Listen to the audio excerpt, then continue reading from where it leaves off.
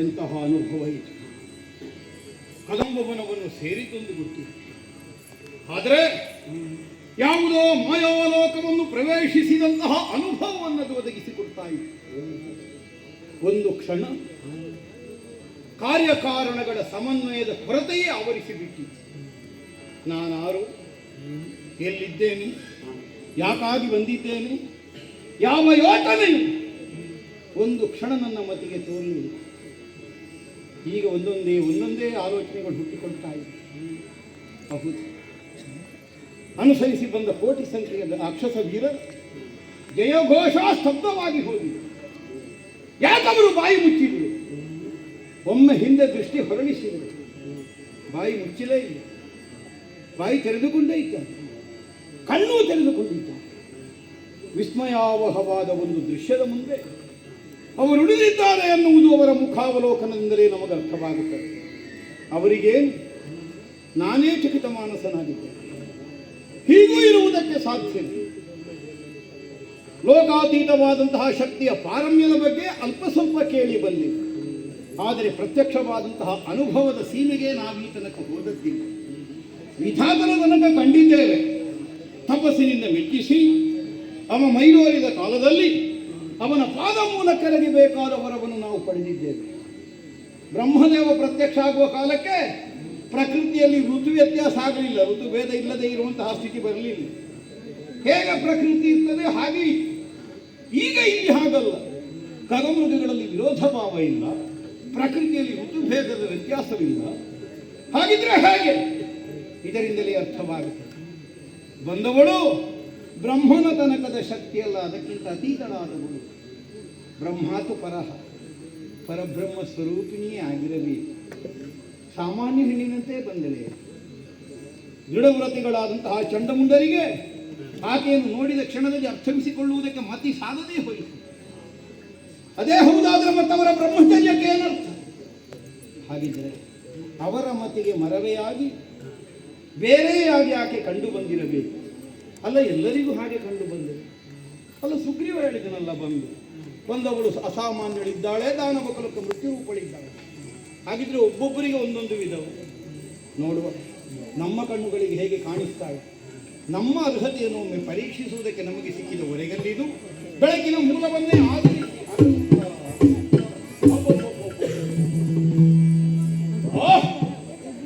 ನಿರ್ಣಯ ಎಂತಹ ದಿವ್ಯ ಲೋಕಮೂರನ್ನು ಮೀರಿದ ಶಕ್ತಿ ಎನ್ನುವುದು ನಿರ್ಣಯ.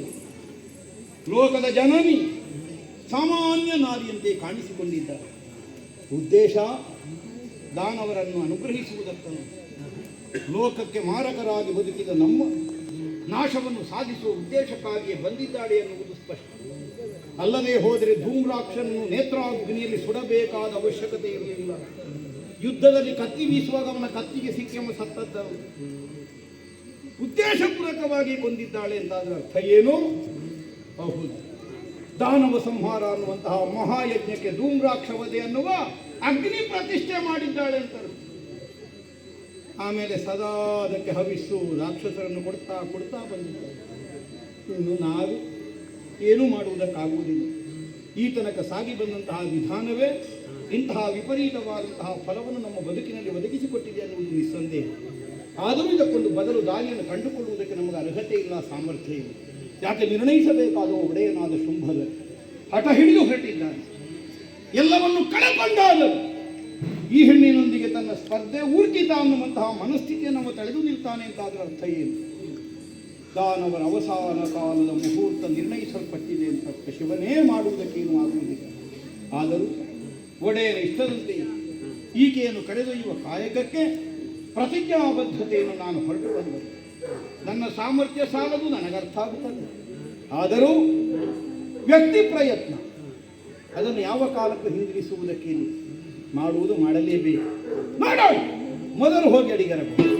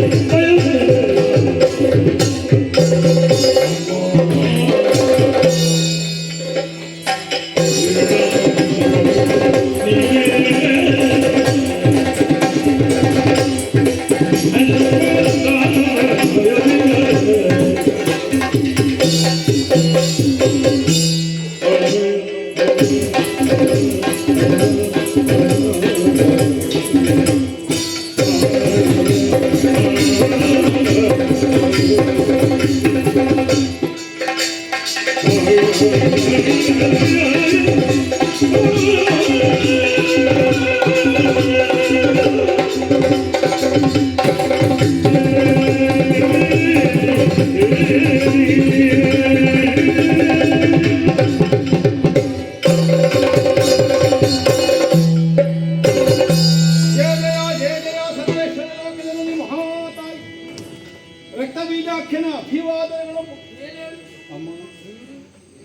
ಪೌರ್ಣಮಿಯ ಶಶಿಯಂತೆ ಪರಿಶೋಭಿಸುತ್ತಿರುವ ನಿನ್ನ ಮದುವೆಯಾಗುವಂತಹ ಉದ್ದೇಶವನ್ನು ತಳೆದಂತಹ ನಮ್ಮೊಡೆಯ ಶುಂಭದ ಈ ತನಕ ಕೈಗೊಂಡ ಕಾರ್ಯಕಲಾಪಗಳನ್ನೆಲ್ಲ ನೀನು ಬಂದೆ ಅಮ್ಮ.